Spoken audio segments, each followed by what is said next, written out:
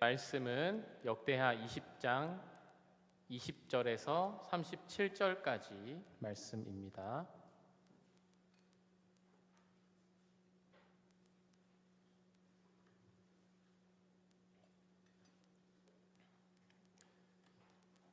역대하 20장 20절에서 37절까지의 말씀입니다.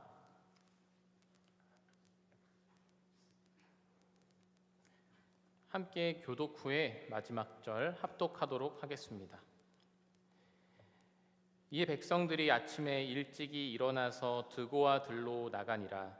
나갈 때 여호사밧이 서서 이르되 유다와 예루살렘 주민들아 내 말을 들을지어다. 너희는 너희 하나님 여호와를 신뢰하라. 그리하면 견고히 서리라. 그의 선지자들을 신뢰하라. 그리하면 형통하리라 하고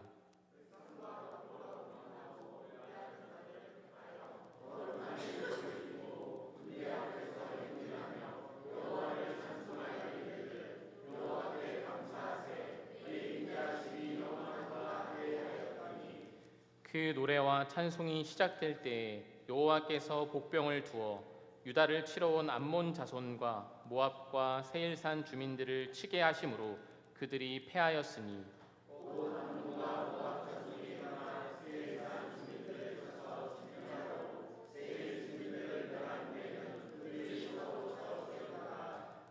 유다 사람이 들 망대에 이르러 그 무리를 본즉 땅에 엎드러진 시체들 뿐이요 한 사람도 피한 자가 없는지라.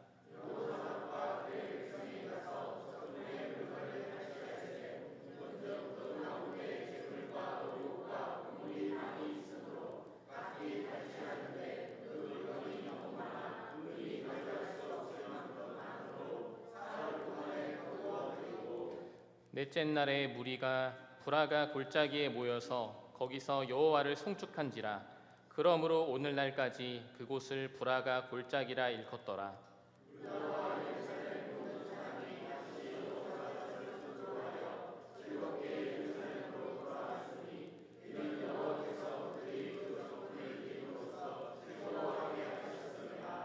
그들이 비파와 수금과 나팔을 합주하고 예루살렘에 이르러 여호와의 전에 나아가니라.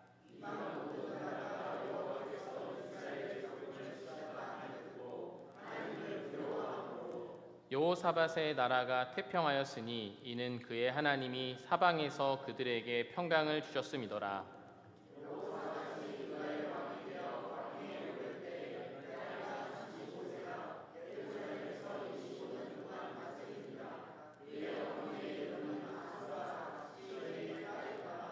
여호사밧이 그의 아버지 아사의 길로 행하여 돌이켜 떠나지 아니하고 여호와 보시기에 정직하게 행하였으나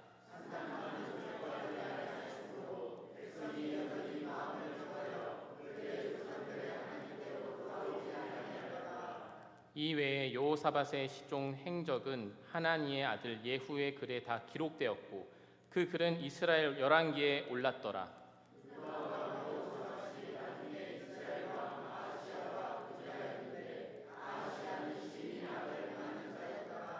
두 왕이 서로 연합하고 배를 만들어 다시스로 보내고자 하여 에시온 게벨에서 배를 만들었더니 마레사 사람 도다와우의 아들 엘리에셀이 여호사밧을 향하여 예언하여 이르되 왕이 아하시야와 교제함으로 여호와께서 왕이 지은 것들을 파하시니라 하더니 이에 그 배들이 부서져서 다시스로 가지 못하였더라.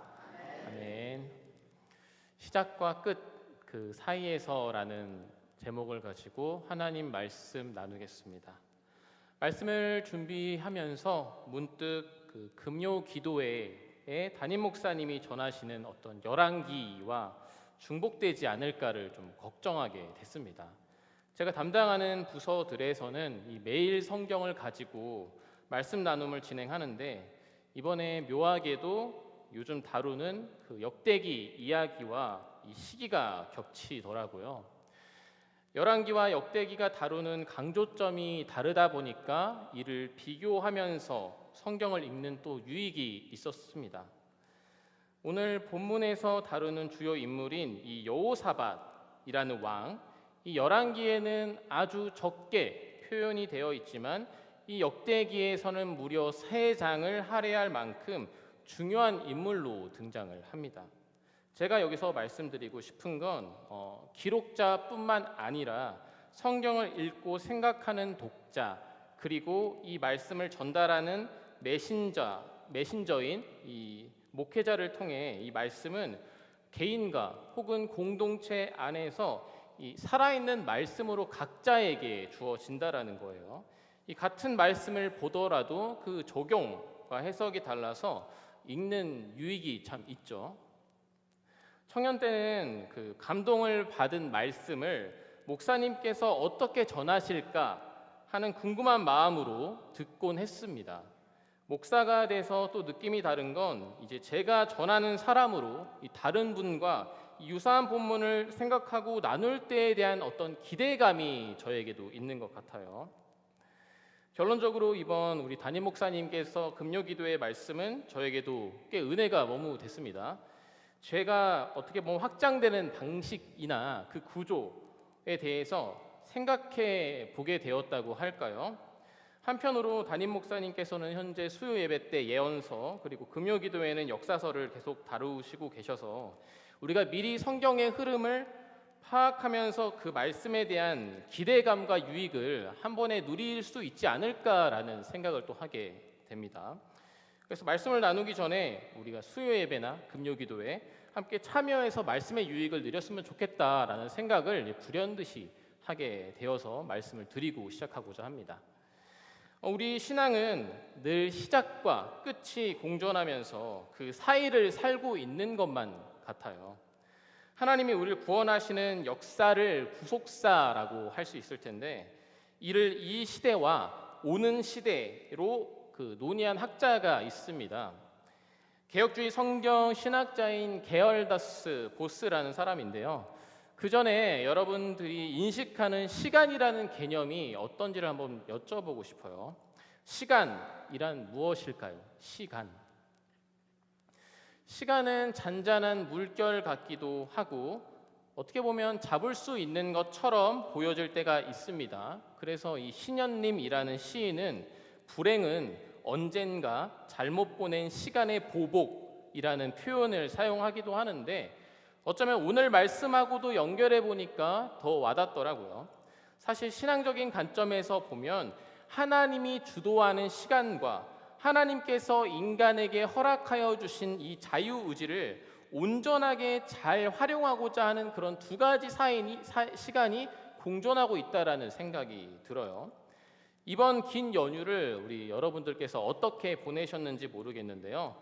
먼 친지에 있는 친척들과 반가운 만남을 가졌을 것이고 좋은 장소에서 맛있는 음식을 함께 많이 드셨을 것 같아요.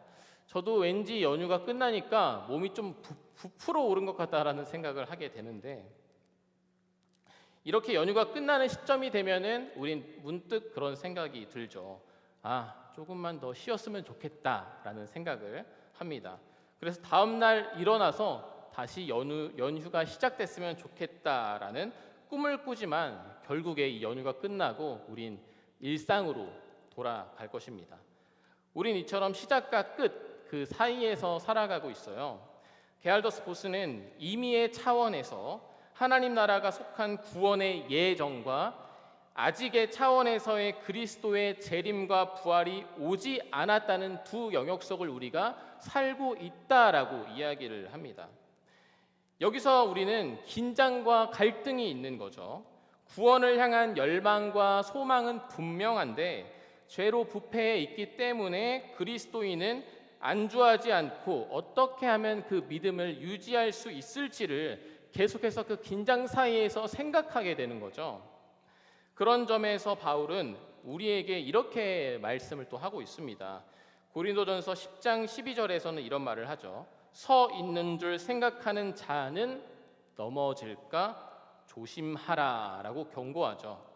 오늘 말씀은 과연 시작과 끝 사이에 있었던 어떻게 보면 선한 왕이라고 치부되었던 이 여호사밧을 넘어진 존재로 정의하는 부분이 끝에 있는데요. 여기서 여호사밧을 통해 우리의 신앙과 삶은 어떠한지 돌아볼 수 있기를 소망합니다. 성경에서 말하는 인물의 삶이란 건 믿음으로 평탄하거나 축복을 받은 것처럼 보이다가도 어느새 하나님으로부터 떠나는 양상을 보이는 경우가 꽤 있습니다. 대표적으로 사울 왕은 선지자인 사무엘에게 기름 부음을 받았지만 그는 권력에 심취하여 자신의 판단을 우선시했고, 솔로몬은 지혜가 뛰어났지만 그와 관계를 맺었던 수많은 이방 여인들이 그의 마음을 돌려 다른 신을 따르게 하는 과오를 범하게 되죠.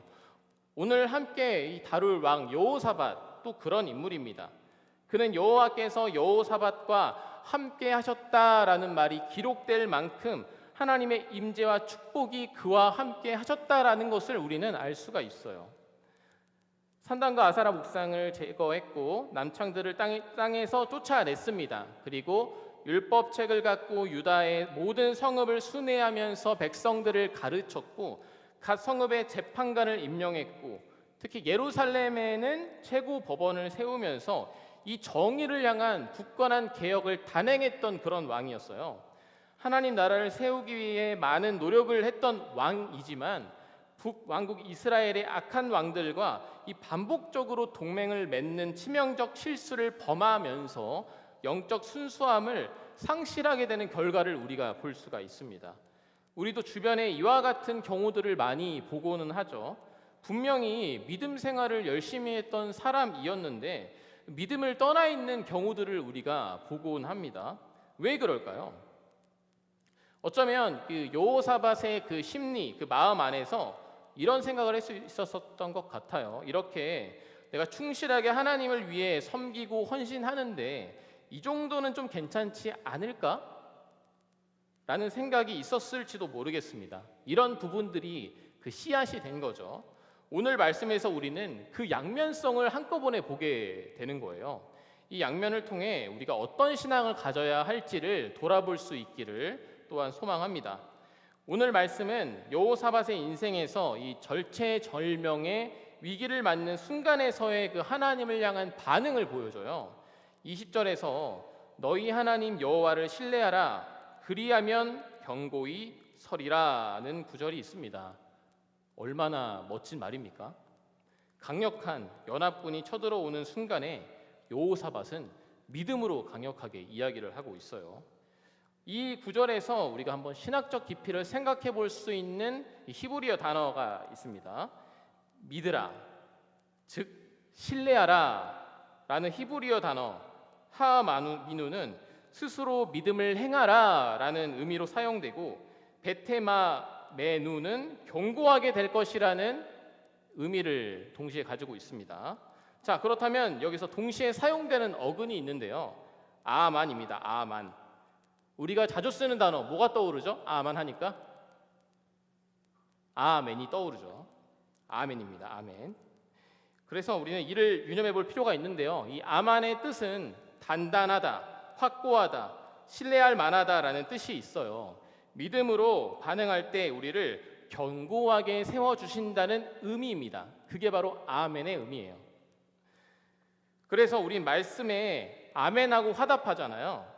그래서 우리는 이 무게를 한번 이 말씀과 생각하면서 기억할 필요가 있습니다.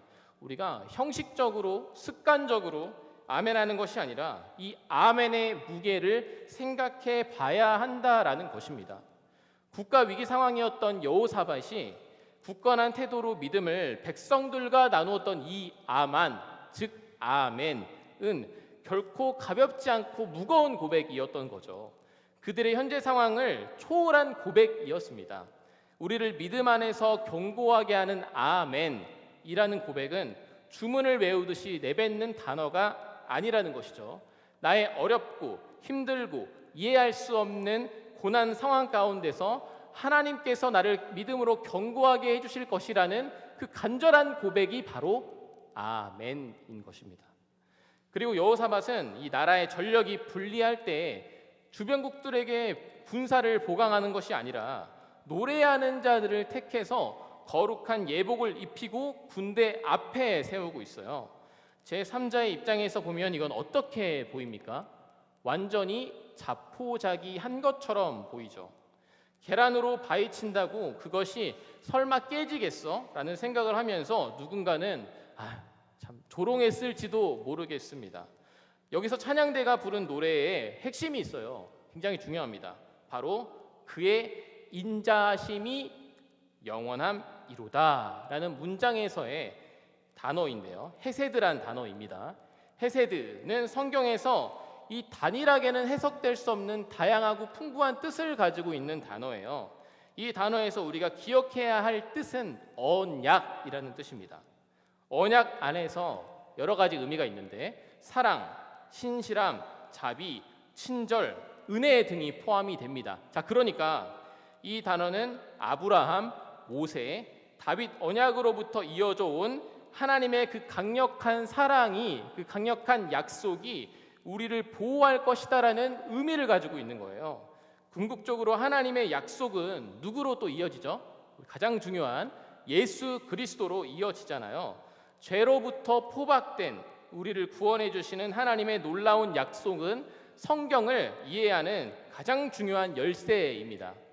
많은 고난이 닥칠 때마다 약속의 말씀은 우리를 굳건하게 지탱해 주는 기둥이죠.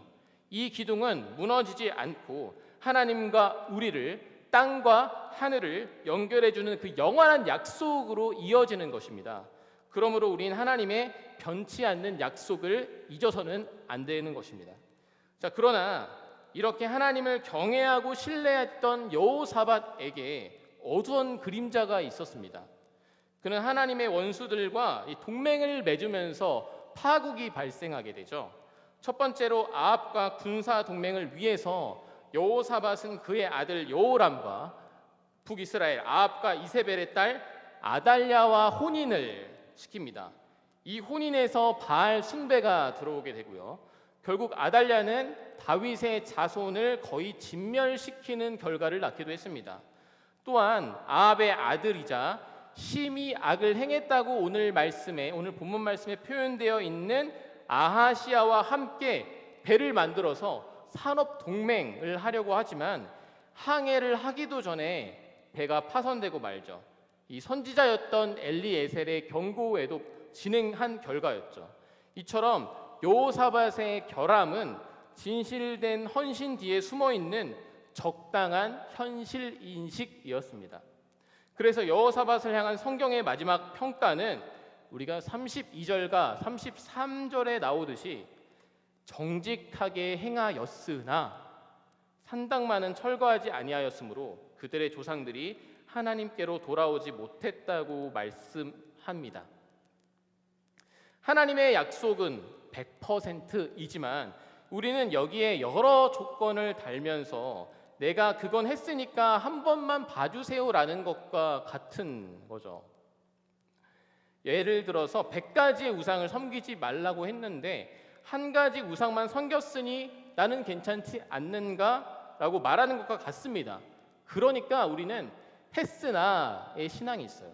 했으나의 신앙, 마치 어린 아이와 같죠. 부모님하고 분명히 약속을 해가지고 90점을 이상을 맞아야지 원하는 물품을 사준다고 했는데 89점이 맞아버린 거예요. 사달라고 떼를 쓰는 모습과 비슷한 거죠. 예전에 저도 그런 실수를 한 적이 있습니다. 벌써 이제 11년 정도가 된 이야기인데요. 제가 이제 방과후학교 음악줄넘기라는 수업을 마치고 나서 보통 이제 끝날 때 간단히 대표님한테 전화를 걸어서 수업이 끝났다, 뭐 여러 가지 특이사항에 대해서 이제 보고를 하는데 제가 급한 나머지 차 안에서 핸드폰을 들고 이제 보고를 하게 된 거예요. 시야가 보이지 않았고 그래서 우회전을 딱 하는데 제가 차선을 또 넘어버리고 게다가 핸드폰을 또 들고 있었던 거예요. 그래서 경찰이 그거를 딱 보고 적발을 하게 된 거죠. 근데 제가 딱 그거 걸리자마자 떠오른 거는 금액이었습니다. 한 12만 원 돈 정도 됐던 것 같은데 와이프 얼굴이 떠올랐어요. 이거 들키면 큰일 나는데 와이프 얼굴이 떠올라가지고 경찰한테 다급하게 이야기를 했습니다. 뭐라고 했을까요? 하나만 봐주시면 안 되냐고. 근데 경찰이 뭐라고 했을까요? 벌금 더 물고 싶으세요? 이렇게 이야기를 한 거죠. 그러니까 우리는 피해를 보지 않기 위해서 이제 별별 마음들이 있고 변명하고 싶어하는 그런 마음들이 있는 거예요. 그게 바로 헤스나의 신앙이죠. 했으나 구약의 선한 왕들이 있잖아요. 여호사밧과 같은 패턴으로 실패합니다. 하나님도 사랑하고 우상도 사랑하는 마음 때문에 실패해요. 왜 그럴까요? 성경의 인물들은 모두 대부분 흠결을 가지고 있습니다. 사람들은 흠결을 채워줄 멋진 왕, 물품, 지위, 장소 등을 원합니다. 심지어 그게 사람이 아니고 송아지의 형상이라고 할지라도 그것을 왕으로 삼고 섬기는 것이 바로 우리 인간입니다. 형상은 달라도 인간은 너무나 쉽게 우상에 달라붙는 존재인 거죠. 그게 바로 죄라는 자석입니다. 그리스도인의 삶의 여정은 이 고리를 끊어내는 작업 가운데 계속 이어지는 거예요. 그러니 우린 탕자의 위치에서 늘 방황하는 신앙을 갖고 있는지도 모르겠습니다. 세상으로 가는 길에 서 있던지 아니면 지엄나무 열매를 먹고 집으로 돌아가야겠구나를 생각하던지 아니면 이제 다시 돌아가서 아버지의 사랑을 믿고 따라가고 있던지 그런 위치에 우리는 항상 살고 있죠. 우리는 그럼 어떻게 하면 좋겠습니까? 이를 완전하게 이겨내신 예수 그리스도를 믿음으로 이겨낼 수 있음을 우리가 기억해야 하는 것이죠.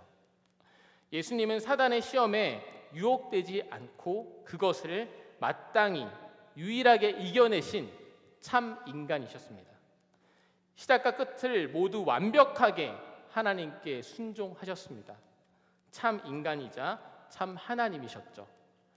세상의 한계를 바라보지 못하고 망각하면서 끝이 없는 것처럼 살아가는 우리의 모습 속에서 예수님은 우리 내면에 있는 장사꾼으로 점철된 성전을 업고 계시지 않을까요? 지금 이 순간.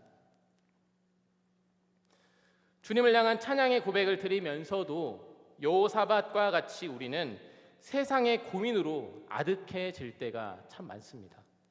저는 모세가 아말렉과 맞서 싸울 때 손을 들었잖아요. 그 모습이 떠오릅니다. 모세가 손을 들고 기도할 때 전쟁이 승리할 수 있었기 때문에 이 아론과 홀은 모세의 양팔을 붙잡아 해가 지기까지 손이 내려가지 않도록 했죠. 이는 전쟁의 승리가 오직 하나님께 있다라는 것을 보여주는 행동이었습니다. 오늘 여호사밧의 찬양도 마찬가지죠. 우린 여기서 하나님의 진정한 승리가 예수 그리스도라는 것을 또한 생각해 봐야 합니다. 저는 이 두 손을 드는 것이 예수 그리스도가 십자가에 못 박히신 것과 비슷해 보여요. 예수님도 십자가에서 두 팔을 벌려 하나님 앞에 자신을 내어드리는 순종을 보여주셨죠.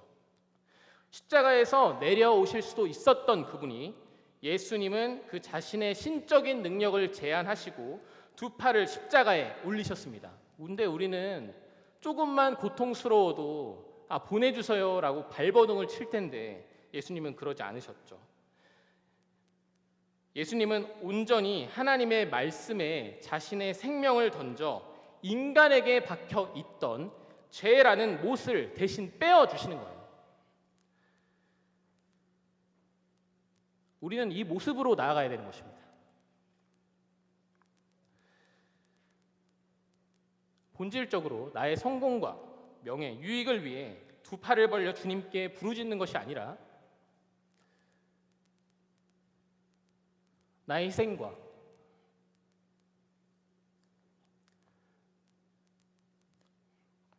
하나님의 구원과 은혜가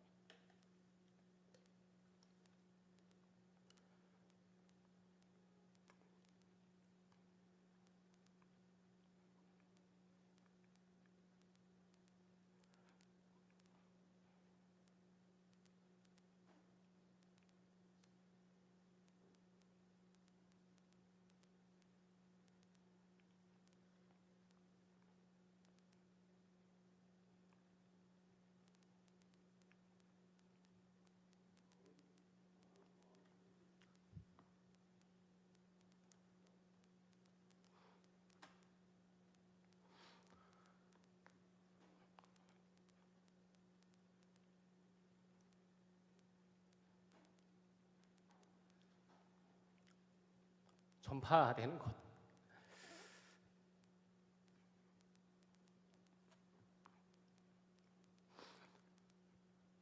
그것이 우리 삶의 중간에 있어야 되는 것입니다. 말씀을 정리하고자 합니다.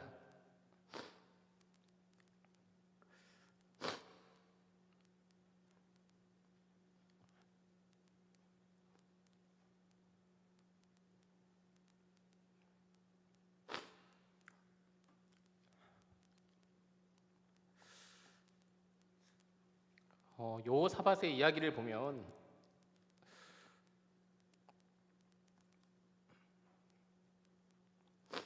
아까 말한 시가 생각이 나요. 불행은 언젠간 잘못 보낸 시간의 보복이라는 말을 합니다.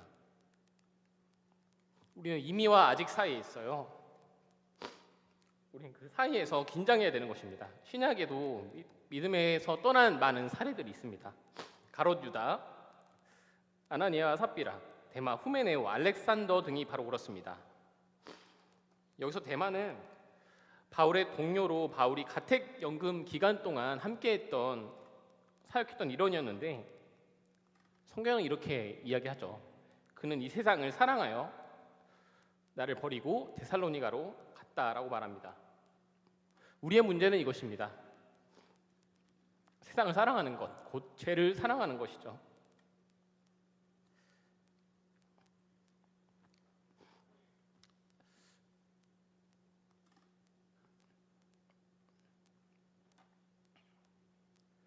죄는 이 세상에서의 삶이 끝이라고 믿게 합니다.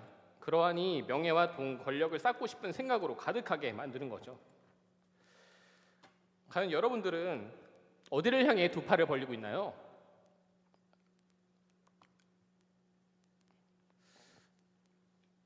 어디를 향해 찬양을 하고 있나요?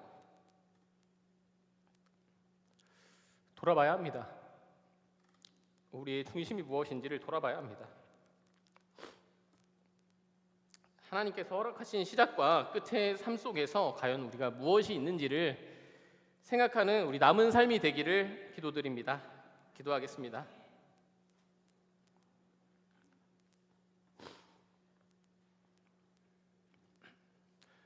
하나님 아버지, 우리는 너무나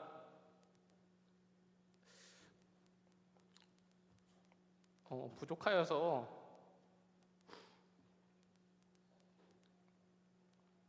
십자가에 못 박히는 것을 너무나 두려워합니다.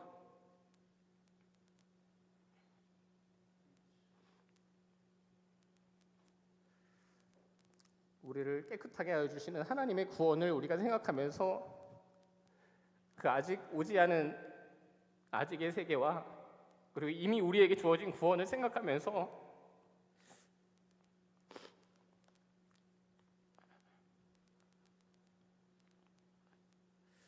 구원의 은혜를 누릴 수 있는 우리의 삶이 될 수 있도록 주님께서 인도하여 주시옵소서. 감사드립니다. 예수님의 이름으로 기도합니다.